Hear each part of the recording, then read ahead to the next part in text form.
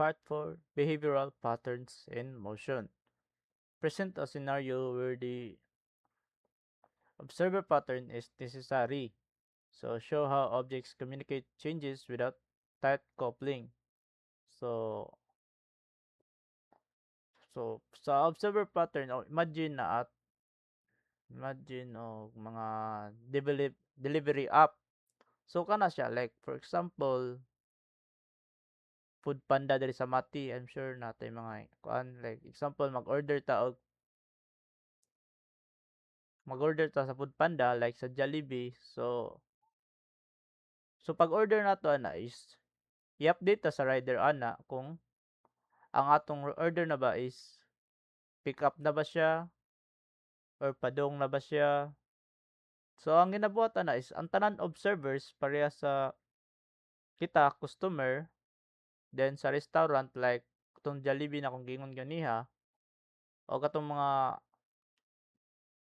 i or katong mga sa system ana niya is automatic ma-notify na siya. So ma-notify ang customer, kita, ang Jollibee, ma-notify pud na siya o ang system sa Foodpanda na ang atong order is pick up na siya or padung na ang order sa atoa. So mao na siya ang ginakuan sa observer pattern.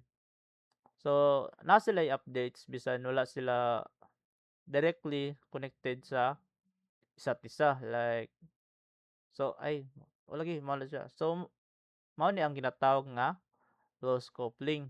So mao to sa number 7. Then sa number 8 is choose any behavioral pattern, strategy, command, or iterator. Explain how it proves flexibility or readability in code. So para sa behavioral pattern, so akong gamiton is ang strategy pattern. So ang strategy mao na siya ang murag sugot nimo nga dali ra maka-switch og behavior. Parehas sa mga dula or game na naay mga game difficulty. So natay mga easy, normal, hard na mga difficulty.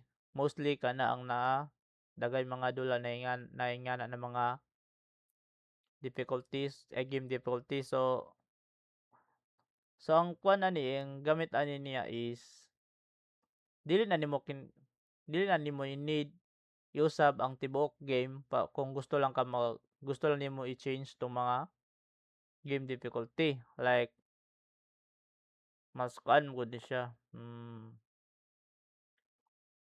tumatawag ato kana, mas flexible ang code tungod kay separate man og interchangeable ang matag strategy. Like katong giingon nako na game difficulty, so kung gusto ka mag easy difficulty pwede ra nimo siya i-change, depende ra na sa imo ha. So mao to ang part 4.